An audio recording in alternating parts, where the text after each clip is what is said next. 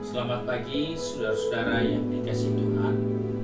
Kita jumpa lagi dalam renungan pagi GPD Bethesda Makassar. Di pagi ini saya akan baca dari buku Roma pasal 10 ayat 17. Firman Tuhan berkata sebagai berikut. Jadi iman timbul dari pendengaran dan pendengaran oleh firman Kristus. Puji Tuhan, dalam perjalanan kita perlu menghadapi segala sesuatunya dengan iman. Karena tanpa iman kita tidak berkenan kepada Allah. Itu dikatakan dalam Ibrani 11 ayat yang ke-6.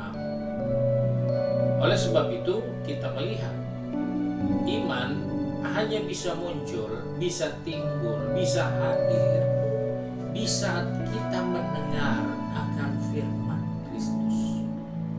Oleh sebab itu, sebagai orang percaya yang harus kuat dalam pengiringan kita kepada Tuhan, yang harus kuat dalam mempertahankan kehidupan kerohanian kita, maka tidak ada cara lain selain kita mendengar firman Kristus.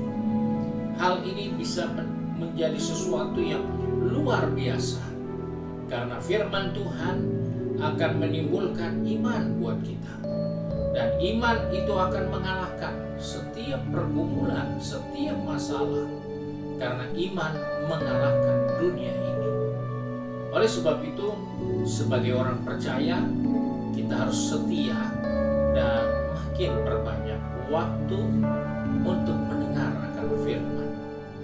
Karena dengan makin banyak kita mendengar, iman kita makin bertambah.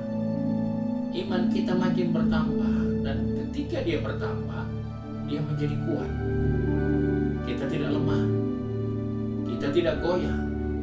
Dan tanda dari orang yang kuat di dalam iman itu jelas Rasul Paulus katakan dalam Filipi pasal pertama ayat 27. Dapat dilihat karena hidup kita berpadan dengan Injil Kristus. Jadi orang yang punya iman itu bukan karena dia kelihatan rohani, dia kelihatan sabar, tenang, bukan. Tapi hidupnya itu berpadan dengan Injil, dengan firman. Itu tanda orang beriman. Nah, makin banyak kita mendengar firman, makin banyaklah kesempatan kita untuk menjadikan hidup kita berpadanan dengan Injil, dengan firman.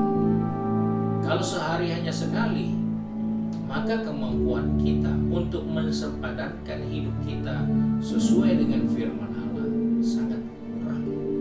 Kenapa?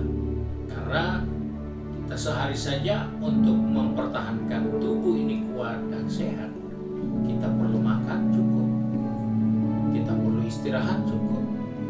Semua itu tujuannya untuk membuat tubuh kita kuat. Nah, sedangkan iman, dia juga membutuhkan hal-hal yang menopang kehidupan kerohanian kita.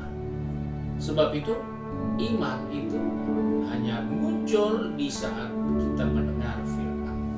Dan makin banyak kita mendengar firman, maka hidup kita akan selalu makin sepadan dengan firman itu. Itulah bukti kita beriman. Ada banyak orang mendengar firman, tetapi hidupnya tidak selaras, tidak sepadan, sehingga dia salah arahnya, dia salah jalan hidupnya, karena dia tidak selaraskan hidupnya sesuai dengan firman yang selalu dia dengar, yang selalu disampaikan.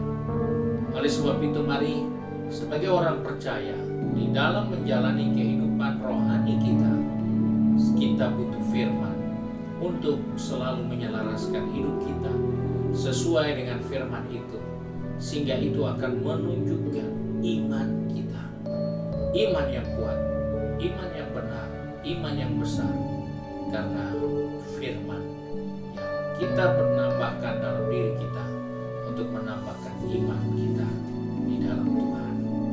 Puji Tuhan, Tuhan menolong kiranya kita sepanjang hari ini untuk tetap bertahan dan menambah kekuatan iman kita dengan mendengar firman Allah dan merenungkannya. Tuhan Yesus memberkati.